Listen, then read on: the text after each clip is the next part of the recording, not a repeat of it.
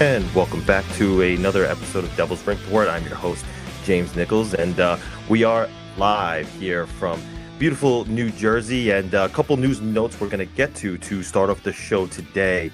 No, I am not a new host, by the way. I know I look a little bit different. I just got a haircut. I probably should have gotten that in the first episode, right, 2 weeks ago when we first launched. But listen, guys, the schedule is busy these days, and I couldn't make it. I just had too busy of a schedule to get there, too much going on with the Devils, and a lot going on around me. So listen, I flopped for a minute there, or for 2 weeks, I guess I flopped. But new haircut, right?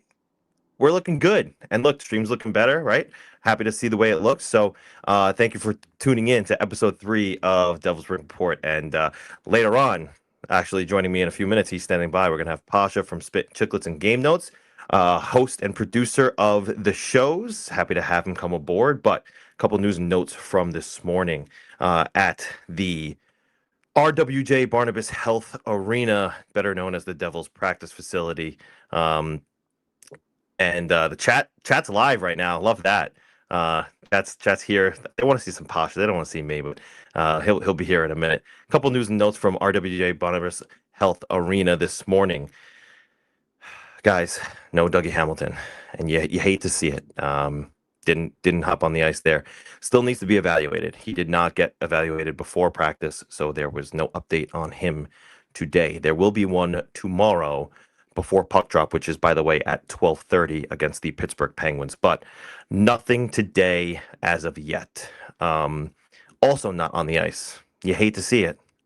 No Connor Brown. He looked good the other day before the game against the Canadiens yesterday. Looked like he was ready to go, ready to play, and just ended up not being available for the game. Obviously, Cody Glass was there. That was good news. Certainly helped out.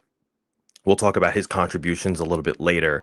But no Connor Brown, no Dougie Hamilton, and the injuries are mounting. Now, I know a man who's going to want to talk a little bit about that, and we will have a discussion on the injuries, perhaps something of a curse happening in New Jersey. But there's certainly been a phenomena happening with these injuries, and it has been tough to see the way things have started on the injury front for the Devils, just because they're going so well, right? That 3-2 overtime win yesterday, right? You didn't love that they gave up the lead in the third period. Again, we'll talk about this a little bit later, but they fought back. They won. They took 2 points. Another regulation win. Another win. This time not in regulation. First to 10 wins, right? It was going to be either the Canadiens or the Devils, and it was, in fact, the New Jersey Devils. So you love to see it. They're off to a great start to the season, points-wise, on the ice, but off the ice with the injuries, it's been a tough look, and we'll see if they can overcome it. But want to bring my man Pasha here now to talk about some Devils hockey. So, Sean, bring him in. Bring in the guy everybody wants to see. Nobody wants to see me, Pasha. Everybody wants to see you. And thanks so much for joining us. And welcome to Devils Rink Report. Thanks for having me. Yeah, it's long overdue, buddy. It's nice. We actually had never spoken face to face until just now. So yeah, a lot of messages and all that. But yeah, good to be here. Thanks for having me, man. Yeah, we've been long online buddies, but it's good to get connected face to face here, and looking forward to doing this more in the future. But listen, Absolutely. I wanna get right to it, and I was listening to you just yesterday, actually, on Game Notes, and you're saying that the Devils are cursed. Oh God. I want you to expand on that. Why are the Devils cursed? I mean, look, we're 10 wins into the season here. They're going well. What's the curse? I don't know what's going on, but like there needs to be some sort of ritual. I saw Brendan Dillon said today they got to use some sage. I don't know if there's a black cat hiding around the rink. This is crazy. I'm so rattled that like we're even having this conversation again now for the third year in a row. I'm really hoping the buck stops now. Well, I was hoping the buck stopped 2 days ago, and then we all saw what happened last night to Dougie Hamilton. It's just, yeah, it's so frustrating because, like you said, they are playing so well. 2 years ago was just a write-off because of injuries. Last year, clearly a write-off. By no means am I saying that's the same this year. And hopefully they're just getting them out of the way early. But, really tough to see that decor, especially the right-handed side of it, just getting decimated early. Yeah, it's tough. And you mentioned Hamilton, right? Obviously not on the ice this morning. Look, he's started well this year, not just on the score sheet, but I mean, I haven't seen him defend this way since he's been in New Jersey. I don't know what his regiment looked like this summer. He claims it really didn't change all that much, but he's been really, just steady. He's been solid on the blue line for the Devils this year. You've seen in the past he could be maybe a little bit of a liability at times in his own zone, but this year he's been really good. It's just so, from a fan perspective, somebody who watches this team all the time, like how big of a loss obviously is this on both sides of the puck now, especially considering, that they're piling up here with injuries. Yeah, I mean, I'm curious how much of it is the Bradshaw effect. I think both Dougie and Dylan have looked awesome to start the year. Huge upgrades or improvements, I should say, on both. But yeah, Dougie, I mean, he seems to finally be using his big frame. I felt like he was kind of throwing the body around. He was being used on the PK. So, like you said, we always knew what he brought offensively, but I was liking what I was seeing defensively and physically. So listen, if he's out for any extended period of time, obviously a huge loss considering who else is already out. So I don't know. I guess we'll just have to wait and see. But yeah, I'm curious how much of that is Bradshaw's influence on them. Yeah, Bradshaw has been great for this team this year.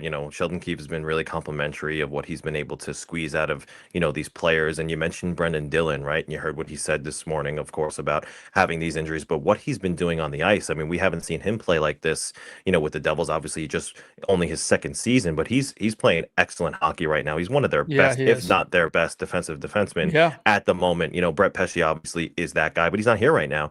And he's just playing lights out. What are you seeing from Brendan Dillon that you're enjoying so much? Yeah, honestly, I feel like he's moving better. I feel like he's like his puck skills have improved. I feel like he's improved in every aspect. I mean, he's always been a nail gun. You know that he's always going to eat pucks. He's going to hit guys. He's going to fight. That part of his game has been consistent. But I've been really impressed with just sort of the vision, the mobility, the playmaking, the patience at the blue line with some of his plays. Yeah, been very impressed with him, and especially like the guys coming off neck surgery this summer, right? I mean, there Yeah. was whispers that like his career might be over last year after the injury. It was kind of a freak injury. So to see him have that surgery, the same one Eichel had, and bounce back, and put it this way, if he had come into the season and wasn't really up to snuff, people would have been like, okay, like the guy's coming off neck surgery, let's cut him some slack. But he's actually been improved and looks amazing. So credit to him. And it's been huge. Like like we said, with injuries, we need everyone to be at the top of their game. So it's been great to see. It's so interesting to me too, because you mentioned the injury, what he had to go through this offseason to just recover and get back into shape. And, one of the things is, and a lot of fans don't realize, is when you go through an offseason surgery like this, you're not trying to get better in the summer. You're just trying to get back. And he's come back looking better than ever. Or maybe not ever, but at least in what we've seen Yeah. in New Jersey, right? But the most interesting to me about it is, right, obviously he recovers from the injury, but he's also playing next to a defenseman in Simone Nemeth, who, look, he's still developing, and he's an NHL defenseman at this point now. He could be, good for a turnover or two, making maybe a not the best play, but he also has these flashes of brilliance. But for him to be able to stay next to a guy like Nemitz and be able to play as well as he is, while also trying to lift him up a bit, has been impressive to see. Um, but like I said, the blue line right now, the whole right side is decimated. You have Hamilton Yeah. out. You have now, or you had Brett Pesce out. We saw yesterday that image from the broadcast, which they didn't want to talk to us about, but it's not looking too good there. You saw the hand cast on. You and I talked off screen a little bit about missing Brett Pesce here. Doesn't sound like it's gonna be anytime soon, Pasha. It's not good news. Fuck's sakes, man. That's not good. Oh, sorry. Can I swear on the show? Yeah, I yeah, don't you're know. good. You're Okay. good. Don't worry. I've probably already dropped 10 F bombs without thinking about it, but yeah, that's not good, man. They need Pesci back ASAP. I mean, I thought they said a month. Maybe I was making that up, but seems like it's gonna be longer than that. So they're in one. They need to defend by committee. They're gonna need Markstrom to be a lot better than he was last night. That was a really ugly goal, I think, to Jake Evans.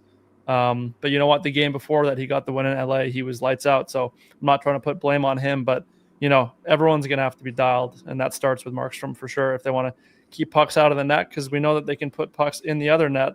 But I don't know how sustainable, trying to win games 5-4 is.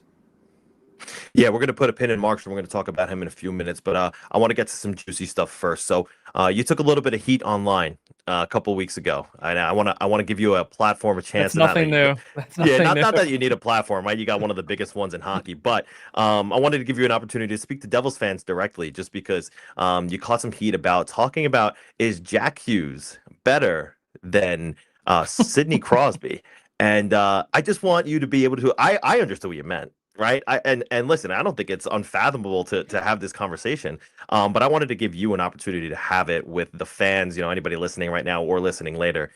What did you mean by Jack Hughes is better than Sidney Crosby, if that is, in fact, the right way for me to put it? Yeah, I mean, I like this little graphic you guys have here. That's all Sean, by the way. I meant what I said. Today, November 7th, 2025, Jack Hughes is better than Sidney Crosby. Now, listen, that's a testament to Sid. The guy's 38 years old. The fact that we're even comparing him to Jack, who I believe is 24, that's a testament to Sid and how incredible he's been. And by no means am I talking overall career here. I have people in my DMs. Sid's got 3 cups, Mount Rushmore. Jack hasn't won shit. Yeah, no shit. Like I wasn't comparing him, saying has a better career than Crosby. I'm saying today. I mean, listen, and Crosby's had a great start to the year. No knock on him. And I think it's relatively close. Those guys had a reaction, like I said, the most absurd hot take ever. I don't agree with it. Like, you look under the hood, they're in Jack's favor, and it's actually not that close, especially on the defensive side of things, which is funny because I feel like most people you ask would just say, oh, no, Crosby's amazing defensively. Jack's a liability. It's interesting. Jack's defensive numbers are quite solid.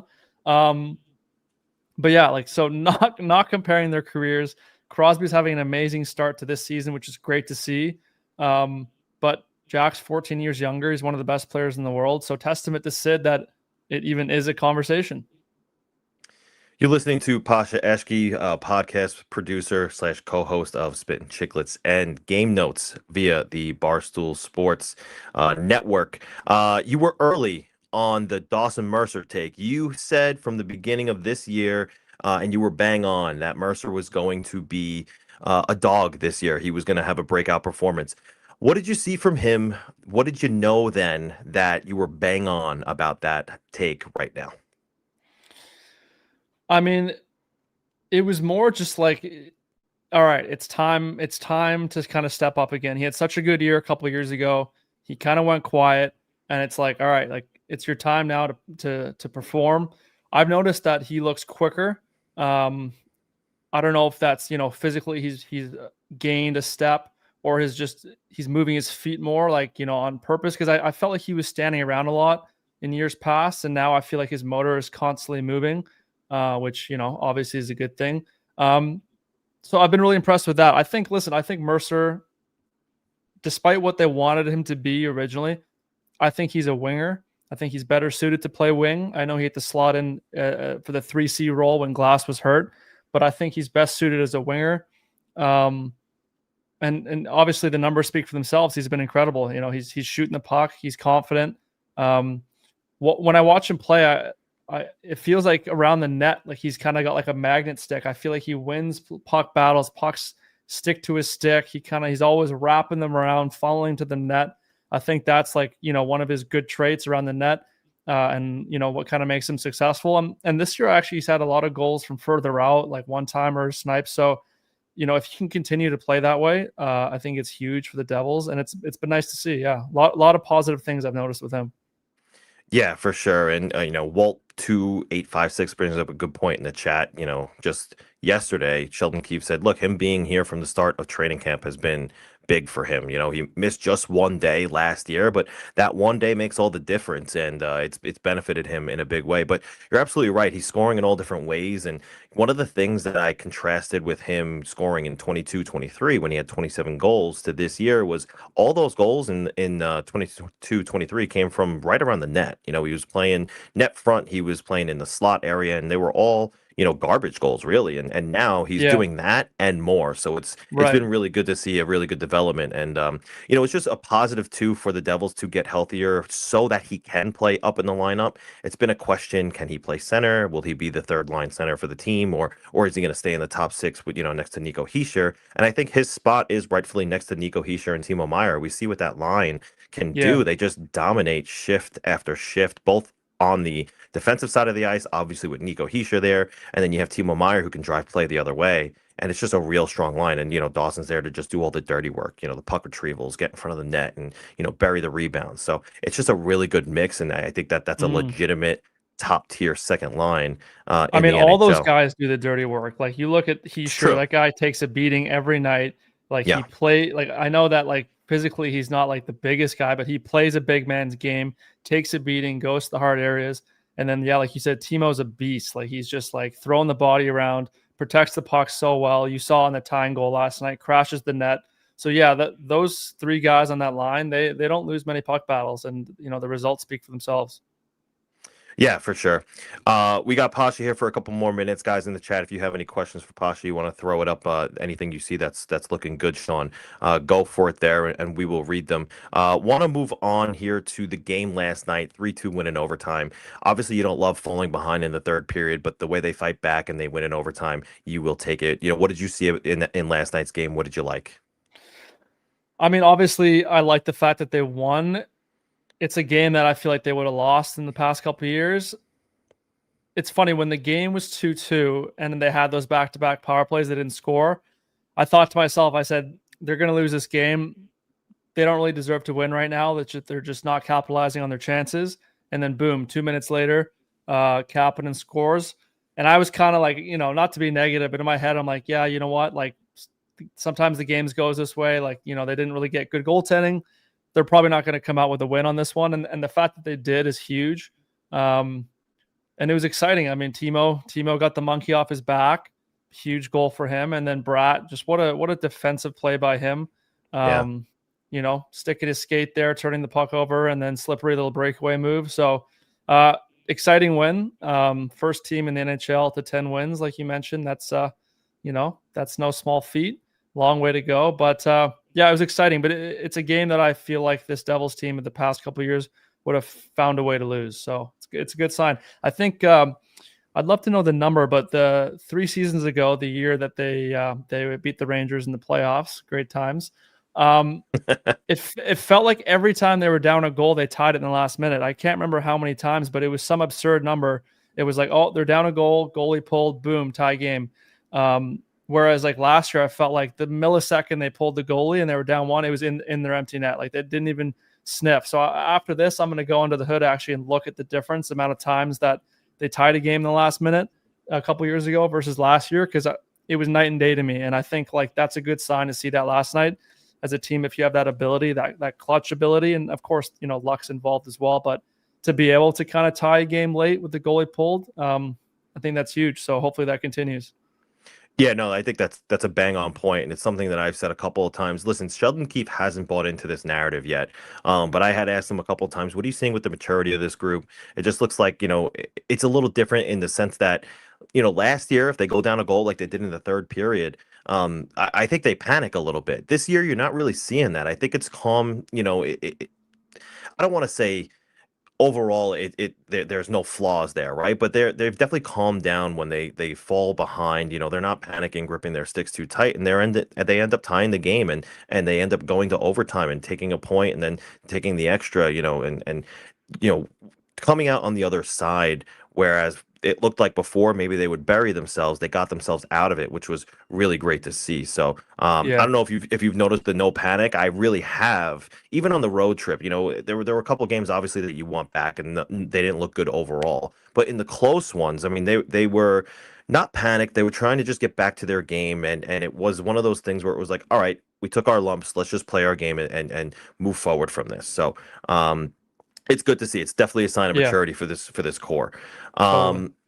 I want to get back to Markstrom now. You mentioned him a little bit before. As a fan, how are you feeling about him in where he's playing right now? First, overall, and then secondly, outside of his performance, or maybe it's a factor actually, the contract. How are you feeling on both ends?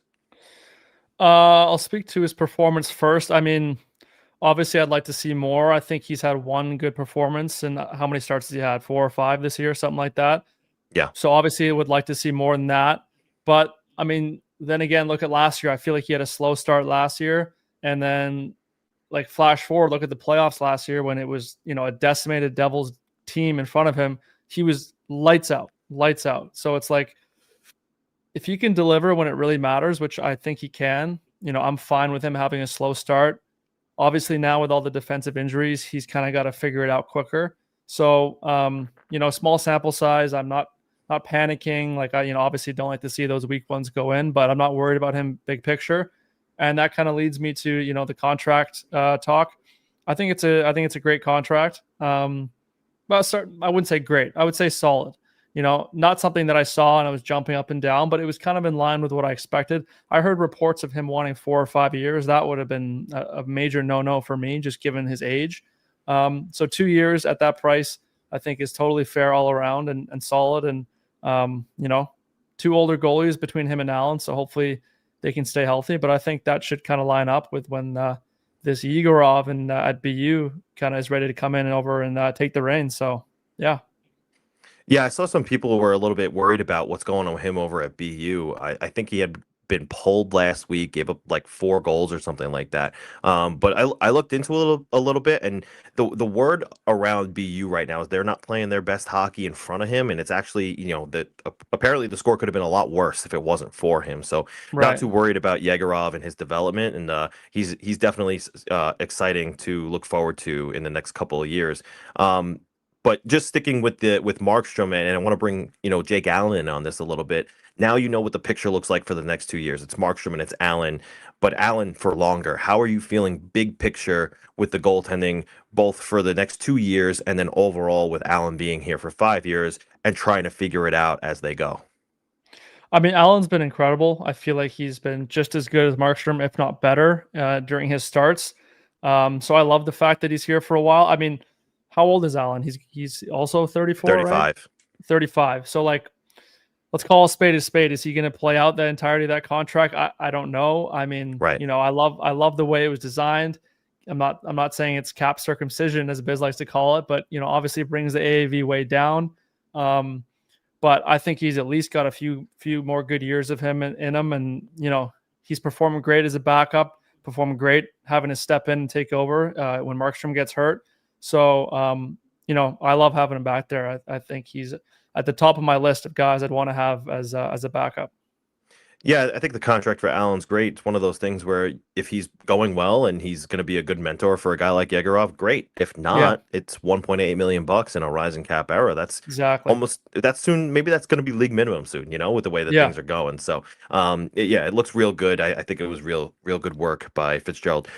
Sean, do you see anything in chat that would be good for my man Posh over here to talk to I via the see. viewers? I see some Nemitz talk. I actually would love to see Brown with Jack and Brett instead of Nason. Um, Thoughts on it? sure, but I would like to see a real proper elite winger with Jack and Brat. Like, give me Kyrou, give me Philip Forsberg, give Yeah. me Tuck, give me Raquel. I know he's hurt right now. Give me McCann. Like, I want one of those guys. Let Brown do his thing lower in the lineup, kill penalties, do all that. I want a top dog. Yes, Jordan Kyrou, 100%. He would be incredible. So that brings me to my last question for you, Pasha. I did have that noted here. Let's talk realistic dream acquisitions. And what I mean by that is a guy who maybe we've talked about or heard about in the media as potentially available. This team's not going well. Could this guy be a trade chip on the move? Who's somebody that you're looking at for this team, whether it's winger, center, defenseman? Who's somebody that you think is a realistic dream candidate for the Devils to go after to improve on what we all believe is going to be a Stanley Cup contender for this season? I mean, I think like top tier dream is Philip Forsberg or Kyrou, both on struggling teams. I mean, Kyrou was health bomb last night. You see, both teams, people are talking, are they going to shake things up? So that I would say like those two are in kind of the premier tee. Obviously, tier, it's going to take a lot to pry them out of their current situations. I've heard Stamkos's name thrown around out of Nashville. He's obviously older, he's slower, but he's still Steven Stamkos. Like, you have Jack Bratt teeing him up, he's going to be able to fill the net. So, asterisk at the right price, retention, trade value, like what they give up, like, right. Could be open to that, but definitely would prefer younger guys like Kyrou or Forsberg. And then on the lower tier, which is still, like I said, a huge upgrade, is guys like Raquel, Tuck, McCann. I would be perfectly fine with one of those guys. The cost will still be high, as it should be. They're still, like, those guys are, very, very, very good players. But yeah, they need, when fully healthy, I think they still need, a top 6 sniping winger, and then third line center who, I saw someone mention Ryan O'Reilly. I think he's at the top of my list. Kadri at the top of my list. Yeah, I think the Devils need those two things to truly, I think, like, be a real contender, in my opinion.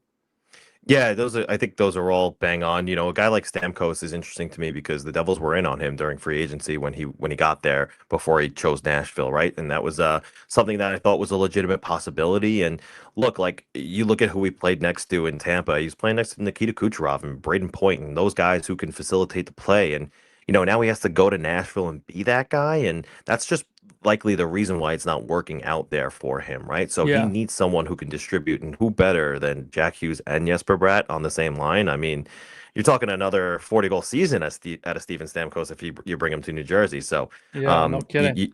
You do definitely wonder. That is a dream. But one other guy you mentioned, and then I'm going to let you go here, is somebody I've been banging the drum for, because a lot of the talk about Devils goes to, are they tough enough? Do they have the elbow grease? And someone I look at and I say would be maybe a perfect addition to this team, and stick with me here for a minute as I explain it, is Nazem Kadri.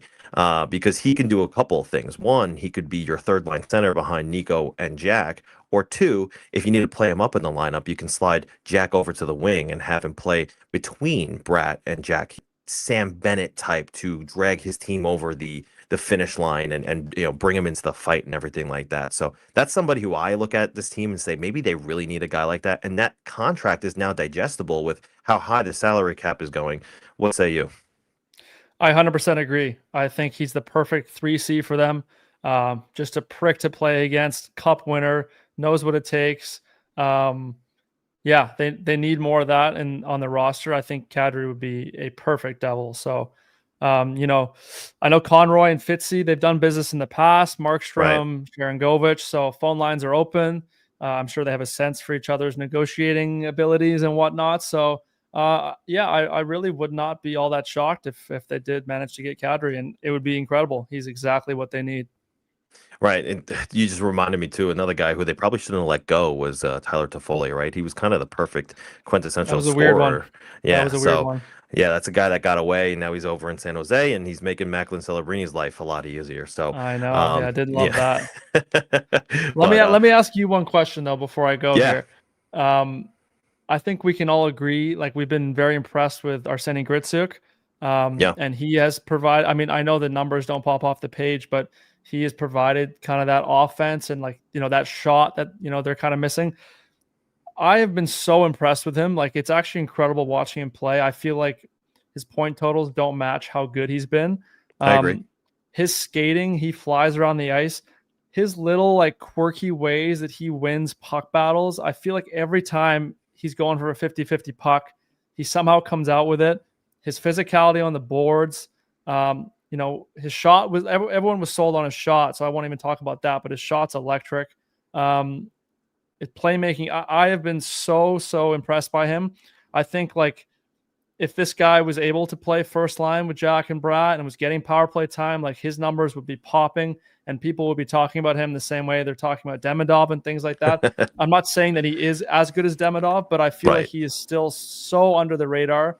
Watching him every shift, I'm like, wow, like, he makes the right play 99% of the time. He's winning battles.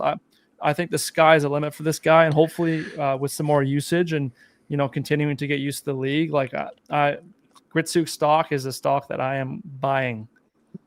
No, listen, I think it's very well said. One of I think it's coming. At some point you're going to see Grisiuk on that top line if they don't bring in a guy, say like a Steven Stamkos type, right? There's no reason for it not to happen other than being worried about your depth. But as the Devils team gets healthier, why can't a third line that consists of Palat, Glass, and misspoke,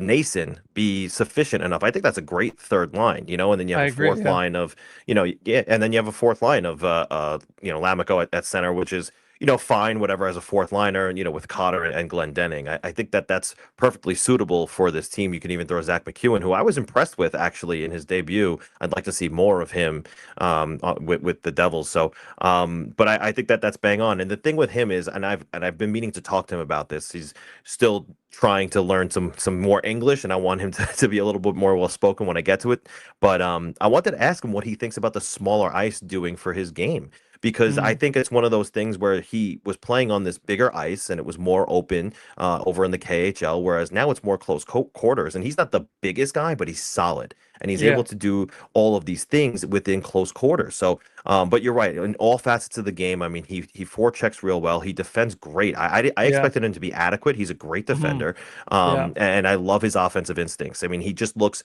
natural out there. He looks like he's just very confident in his first pass. All of his decision making. It's certainly been impressive.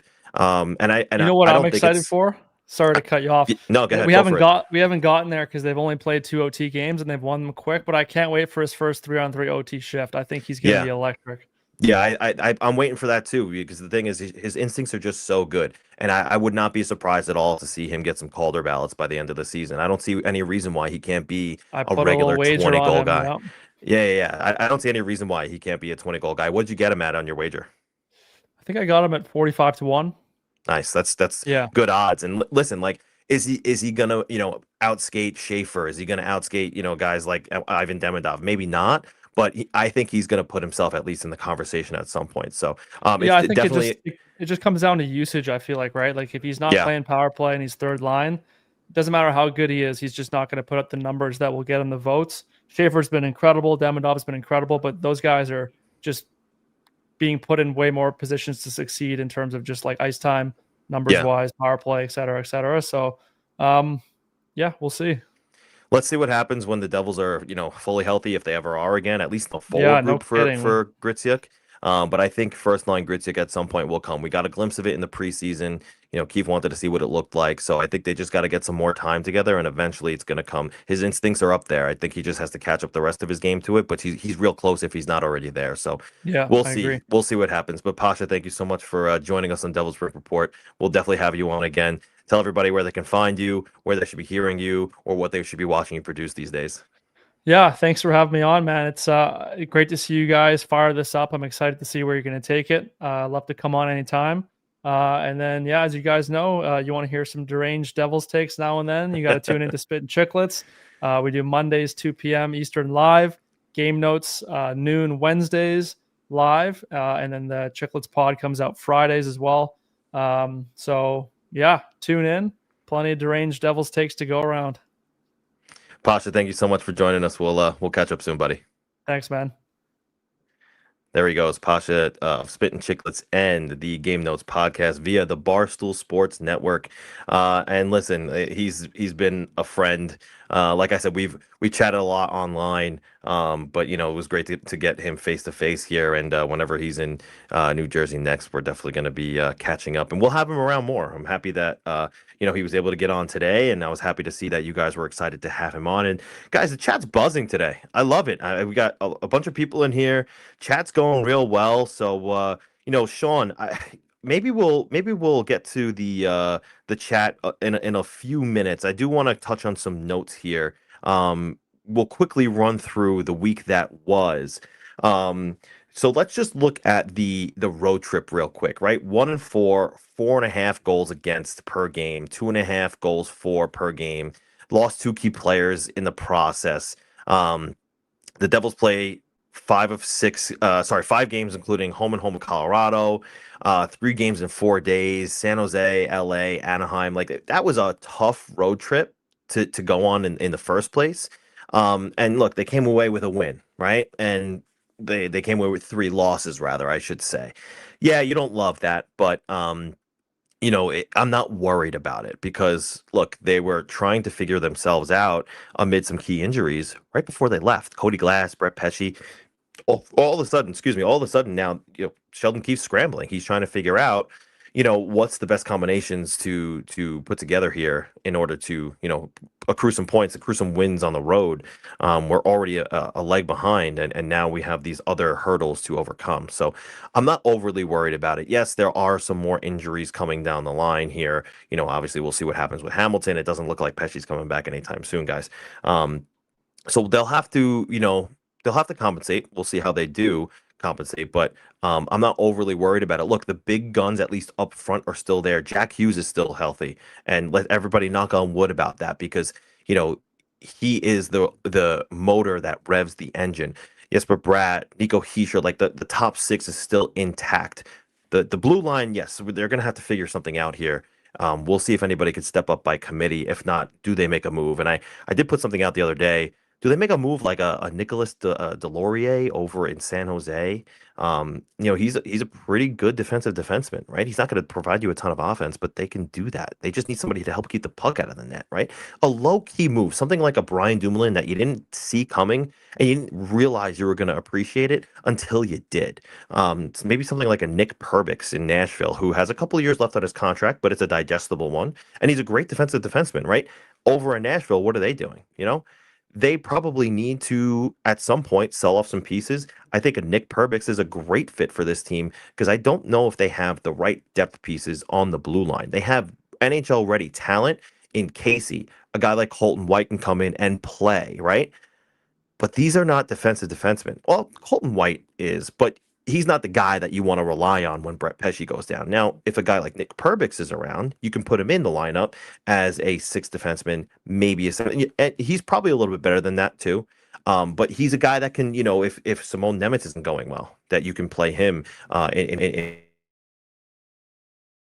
look.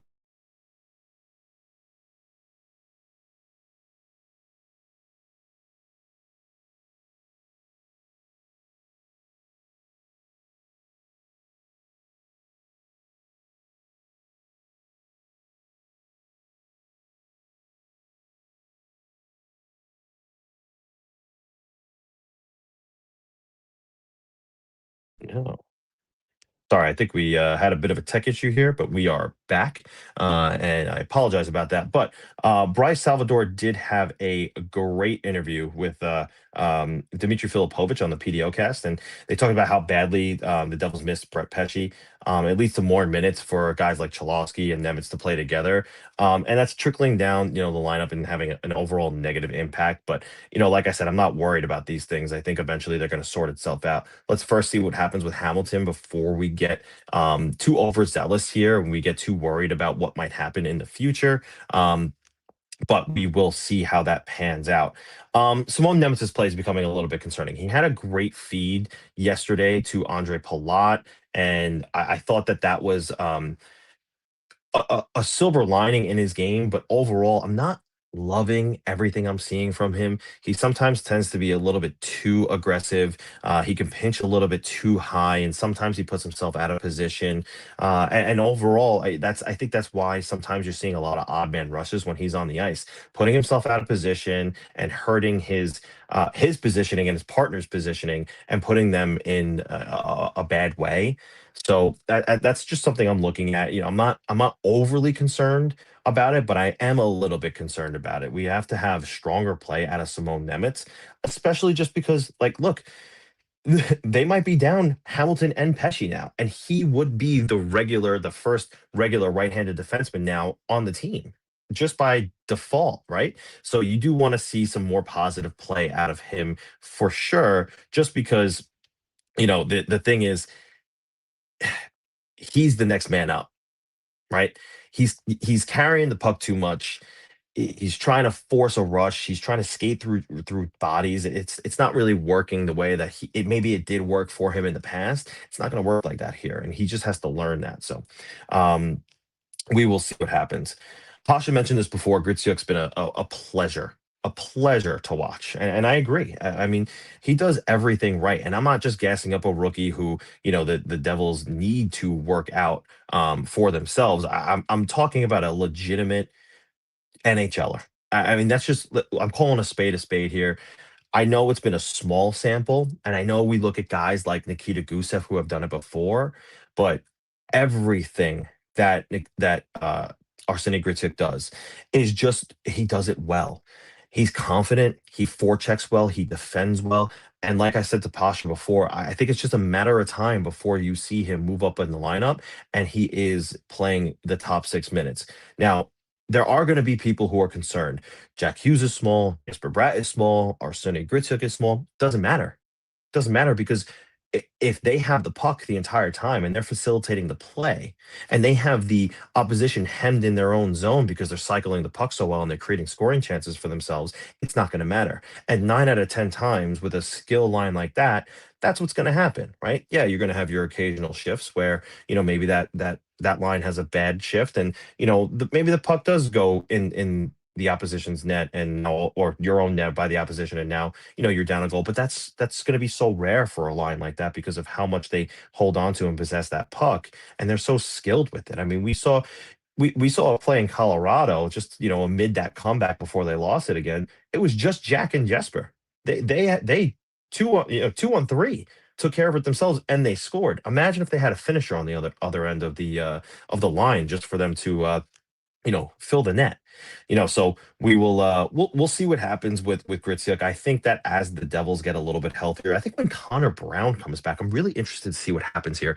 Nason's back.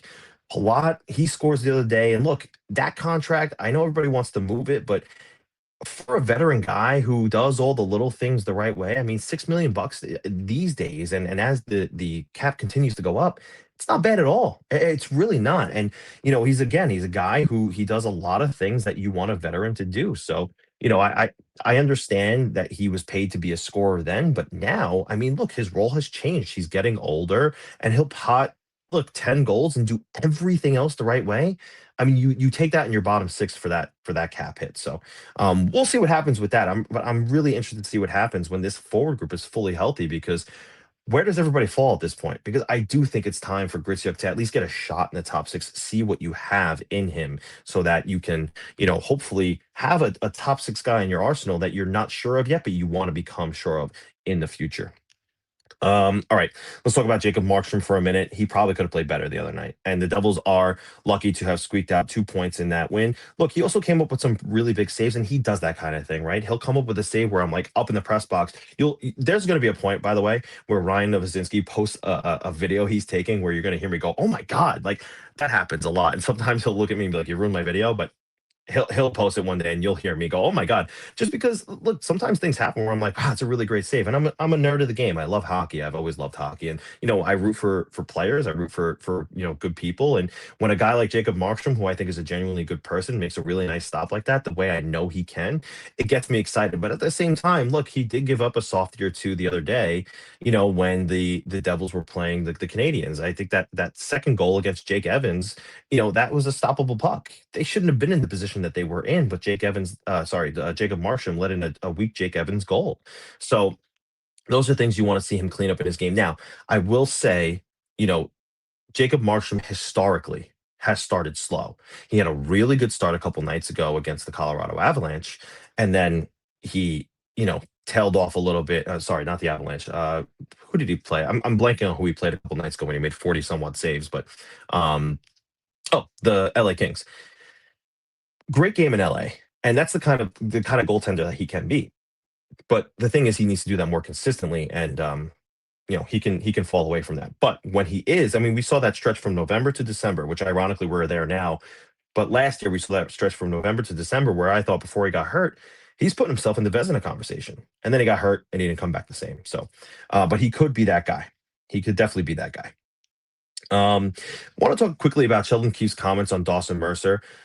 Yeah, he's happy that he's playing so well. Look, somebody said to me on Twitter the other day, they're like, what do you mean, harsh truth? He spoke some harsh truths about Dawson Mercer. Look, Sheldon Keefe calls a spade a spade. He's not afraid to do that kind of thing. And he mentioned, look, he didn't show up to training camp on the first day last year. It was one day, yeah, but it hurt him. Now, this year, he was there and he looks great. And look, it was a harsh truth. It was a subtle dig, and that's the kind of guy that Sheldon Keefe is. He wants to twist the knife just a little bit, just to motivate these guys. And look, maybe it's a tactic we're not used to seeing, right? Lindy Ruff, the guy that was the behind the bench before, didn't operate that way. You know, Dubois sorry, Pete DeBoer didn't operate that way when he was, the behind the bench of the Devils. But Sheldon Keefe does operate that way. And look, that's just the kind of style you're going to see from him. It's not exclusive to Dawson Mercer, but it's happened with other players. But that's certainly what happened the other day when he was asked about Mercer's play. He was like, "Look, he was here, and he wasn't last year, and that's the biggest difference right now." So, um, moving on here, could we see the return of Connor Brown? Not anytime soon. I don't think that. Sorry, I shouldn't say not anytime soon. Not in the immediate future. So I think tomorrow against the Penguins, he will be out. Will Lamico or Glendening come out of the lineup when he does return? I think it will be Lamico. We will see. I have my thoughts on Lamico. I'm not really sure why that contract was signed. I have my reservations about it. He just kind of looks like a guy who's happy to be there. He doesn't do much for me. But I think that maybe he just needs a little bit more runway. We'll see what happens, but um, I just it did confuse me a little bit to see after a few games why he is, you know, signed to an NHL contract. They brought him over from the SHL, and he doesn't really do all that much that I think is necessary for this team. I mean, they could have signed Luke Glendening from the start and not had to worry about, another depth center. Maybe they had somebody else on a PTO. I don't know, but Lamico not doing it for me just yet. We'll see if that changes in the future. All right, let's get to some Sean questions from the chat because I'm excited to read these. We have a lot here today. So anything that you see, bring it up. Devil State of Mind podcast says really like the resilience from Dougie last night in the win. It's in seasons past this would have lost the game, and yeah, I do. I think that's exactly right. And I know Devil State. This is Neil, and I just want to say hi, Neil. Thank you for being here, being in the chat. I appreciate the support. I think that's exactly right, though. It's really well said, and it's the thing that I said earlier about you know, the Devils don't have this panic in their game that we saw in seasons past. So I think that that's probably what's contributing to the Devils going so well is that they are able to come out with these wins where previously they wouldn't have because their stick would be gripped a little bit too tight. They would miss the net. They would make a funky play. No, they're not doing that this year. They're sticking to their structure. They're not panicking about falling behind a goal. Oh, a quick 2 goals by Montreal, and now we're gonna just deplete ourselves and fall behind 4 goals and just fall deeper in the hole. It's not happening this year, and that's something that you really like to see from the Devils because that is something that did happen in seasons past. So we will move on to the next question, but I think that's well said, Neil. I think that is something that's certainly contributed to the success this year. Captain THC says, wouldn't it be the perfect time to take the training wheels off of Grits with the team being so banged up right now? It's a good question. I'm on both sides of the fence with this because, yes, in one sense, it would be, maybe you do it for a few shifts, but not the whole game. Because in another breath, you don't want to take away from the depth that gives you mismatches throughout the 60-minute effort. And I think that's just the biggest reason why you haven't seen Gritsik move up yet is because I think Sheldon Keefe enjoys having the flexibility of having that mismatch, down in the bottom six. He can put out a Gritsik line against another team's third line, and they're going to outcompete them. Cody Glass, look, he's playing real well to me. I think that, now that they have him back, he's a guy, you saw him that shot last night. It was quick release. I mean, real quick release. It was sneaky and it was hard. It was one of those shots that I think it took who was in net last night, Dobish, took him by surprise, So when he scored that goal, I was like, wow. And it wasn't the first time he tried to. That was the first one. The goal he scored was the first one, but he tried it a few more times after that. And he almost scored. He almost scored more than that first goal, that first initial goal. So having Glass on the third line with Gritsuk, I think that makes for, and eventually it's going to be Connor Brown too. That makes for a really, really good third line that's going to outplay other lines.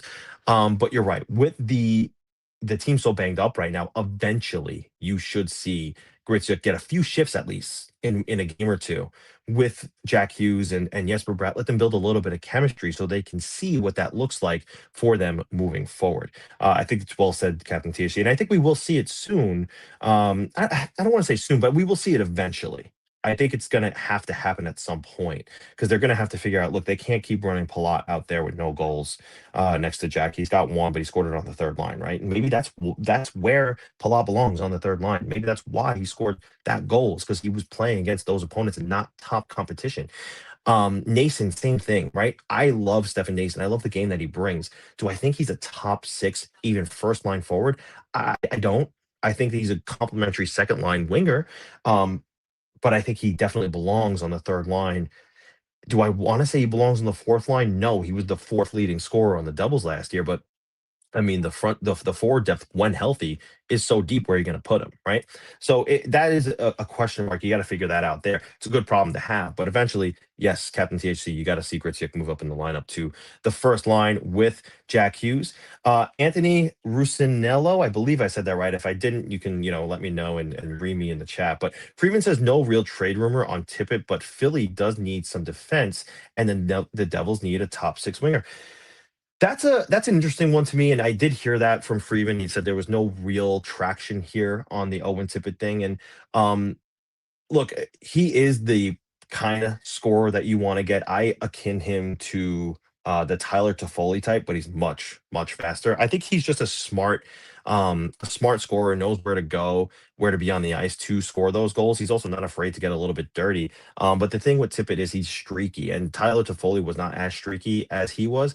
Now you have to wonder if it's the talent level that he's playing with, right? Obviously they have Michkov there, they have Zegras there, but those guys are still learning and growing. And not to say that Jack Hughes is not learning and growing, but he's well ahead of the curve of those players than the likes of Zegras and Michkov. So he's playing with good talent there, but I think he would be better set up on a team like New Jersey. But the thing is that in division kind of trade is going to cost you a premium, and do you want to do that with a in division rival who's right up the expressway, not even an hour away from where you play? Not sure. But listen, if they could figure it out where everybody's comfortable with making that kind of a deal, what they send versus getting him in return, yeah, I think he's the kind of guy who you want to see playing on Jack Hughes's wing. So Tippett would be an interesting one, although I don't think it's very, very likely. Sean, what else do we got here? If anything else, we got Kyle Doramus, who says, feel like there's a trade chip in Seamus Casey and not Nemo. Nemo is more seasoned, and with injuries the way they are, and we need Nemo over Casey. Okay, so this is an interesting comment, and I think you're right. The thing to me is Simone Nemitz is more well-rounded in his game. Now, again, there are factors here, right? Seamus Casey's been more successful at scoring. Yeah, he ran into a hot streak last year, but is he necessarily a defensive defenseman they need? No, not necessarily. So that's a factor to me, right? I have said as soon as last week, I said I don't know if they have the proper depth in New Jersey to be successful. A guy like Brett, and I'm not saying they're not going to be successful, but I think they need to figure out the defensive depth, because a guy like Seamus Casey who comes up, he's an offensive defenseman. A guy like Dennis Cholowski, if he's going to play, he's an offensive defenseman, right? Now you're relying on a guy like Colton White. Are you sure that you can be reliant on a guy like Colton White? We have to, we have to see. Is he going to play tomorrow? It looks like it. We'll see what happens. But I think there's too many offensive defensemen in the pipeline right now. Now, of course, Anton Silyev is waiting in the wings. He's going to be a big defensive guy. But how long until that happens? It might be a little bit. And this is a team that's going to win right now. So that's why I said maybe they got to go look at a San Jose. They got to go look at a Calgary, or look at a team that's in the NHL's basement right now and say, who do you have that's not going to cost me too much on the cap that can at least just defend? They're not going to put up a ton of points on the score sheet. Delorier in San Jose is intriguing to me. $2 million, and he's a good defensive defenseman. He's also a bit tough back there. I think that they got to go for something like that. We will see what happens. Sean, do we got anything else in the old docket here? Guys, thank you so much for the engagement today, by the way. This is great. Been having a really good time just excited to see you all here and really appreciate the support. If you haven't hit the subscribe button already, please do so. The more you help us, the more we can help you with putting out more and better content. So. Captain THC says Mercer is like our next John Madden. He's great on special teams, and yeah, it's a really good point. And one of the things I've been noticing that Dawson Mercer's been doing on the power play, when he gets to the net front, he's going down on a knee and shortening his stick, and it's helping him with redirections a lot. So if you haven't noticed it, check out the power play when he's out there. He's doing the dirty things in front of the net, which is great to see. But he is on a knee and he's getting down with the shortened stick, and he's redirecting. I mean, he redirected a shot the other night. It was beautiful redirect. It was done so well that that was really impressive to see. So yeah, the next John Madden, I like that. That's something I didn't actually think of, and it's a really good point, Captain THC. What else we got here, Sean? We got more. Another from Devil State of Mind. Devils should look for another defenseman on the trade market. Mason Lowry could be a good option to consider over in Boston. Yeah, I do wonder about Mason Lowry because he's been a healthy scratch for like 5 games now. But again, he's that kind of guy. He's a two-way guy, but he's more known for being an offensive defenseman. And I think that this team might have was right. They have Hamilton, they have Luke Hughes. They have to figure out who's going to keep the puck out of the net in the team, right? And one of those guys who can come up for them is Seamus Casey. And do I think that Seamus Casey is that much lower on a depth chart in terms of where they are for Boston and New Jersey, respectively? No, I think they already have that kind of guy in Seamus Casey. So it's an interesting thought, but I'm not so sure on Mason Lowry. And also, Ryan would hate that because he's a Bruins fan. Don't tell him I told you that, though. Sean, what else we got here? We're gonna take one or two more, if any. Actually, that's the question. Do we have any more that we are gonna take? Looks like we have no more here. All right. We're going to close out the show. We want to say thank you so much for making it all the way through this one today. We had upwards of 40 of you guys in here. I know you guys all wanted to come see Pasha today. Not me. I know he's the pretty face, and I'm just the boring old host, the guy who goes to the rink and gets all the the information, comes back and spits it out to you on Twitter, and you're all happy to see it. But you wanted the crazy takes with Pasha, and hey, listen, I'm okay with that.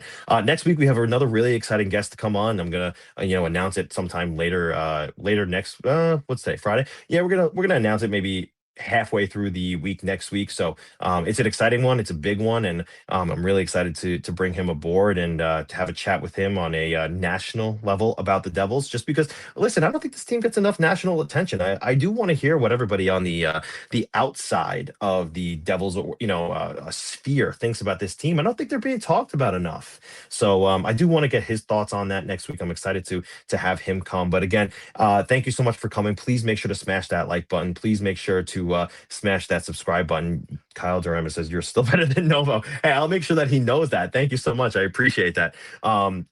Smash that like, smash that subscribe button. The more you help us, the more it will help you get more of this kind of content. We want to keep bringing it to you. We want to keep getting better. So thank you so much. Devils Rink Report. My name is James Nichols. Thanks for coming out, and we will see you next week.